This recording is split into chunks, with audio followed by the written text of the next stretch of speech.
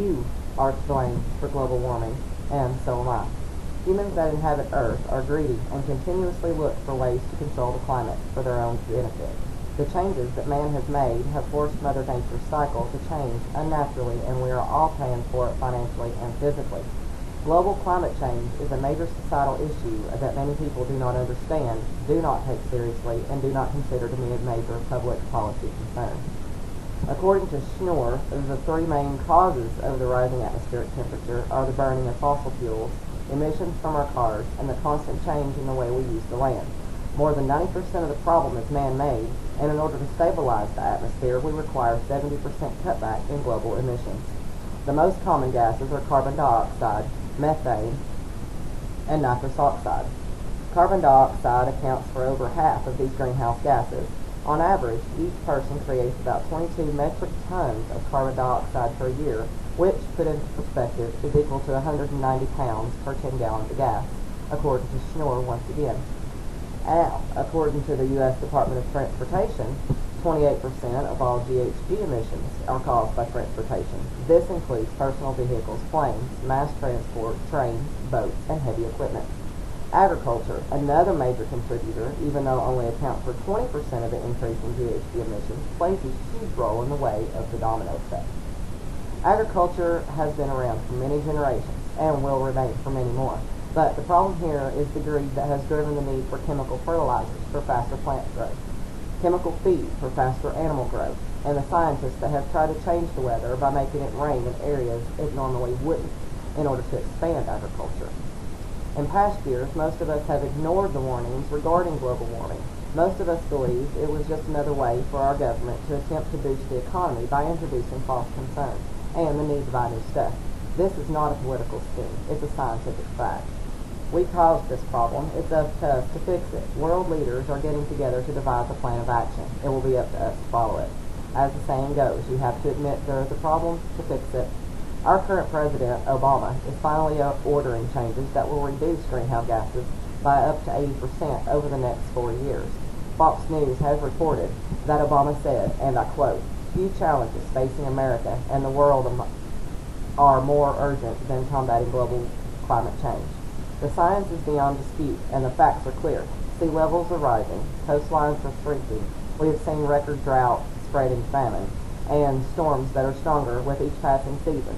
We need to regroup and come up with a new plan to power the planet, use greener energy, and cut back on demand as best we can. Nuclear energy helps, but we can't build nuclear plants fast enough to make a large enough impact. Power companies are giving away kits to show how to reduce power usage. Electronics and appliance manufacturers are doing what they can to improve power consumption. Air travel needs to be regulated, controlled, and taxed similar to ground travel. Farmers are putting cow farms on old rice paddies since the concentrations of methane emissions is the same either way. There should be regulations and documented ways to recycle land instead of abandoning and relocating or cutting down trees or covering swamps and marshes. Hawthorne reported these recommended changes in 2009. We have the technology. Let's use it for something good. Global warming is a problem that humans have created, mostly out of greed and the need for control. If we don't stand together and make some changes now, it will be too late.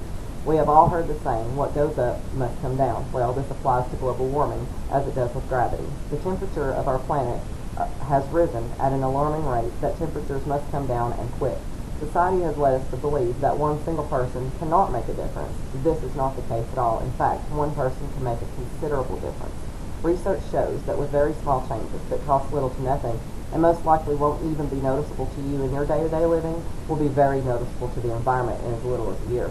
The first thing you should do is go to EPA.gov and use the emissions calculator to see what you can do to help battle global warming immediately. I did, and my family can reduce our emissions by 14 tons a year simply by changing light bulbs, checking the air in our tires regularly, cutting travel by 50 miles a week. For us, that means grocery shopping twice a month instead of once a week, and by adjusting our thermostat down 2 degrees in winter and up 2 degrees in the summer.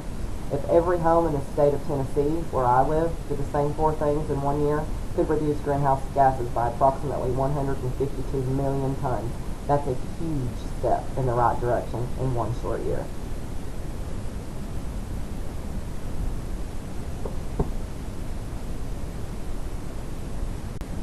Does anybody have any questions? Yes, what are some of the changes President Obama has ordered? President Obama signed the order to create a task force to combat global warming on November 3rd, 2013. This task force will be responsible for following through with Obama's plan to decrease CO2 emissions by 17% by the year 2020.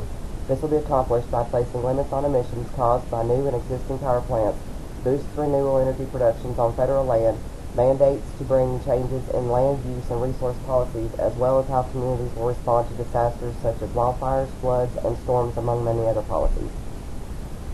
Has the nuclear crisis in Japan caused delays in nuclear energy production? No, but even in a perfect world, we would still not have the ability to properly build nuclear plants fast enough to make a large enough impact on the environment. Can an individual really make a difference? Yes, as I stated in my report, my family alone can reduce emissions by 14 tons a year simply by changing light bulbs, resetting thermostats, and making sure the air in our tires is correct.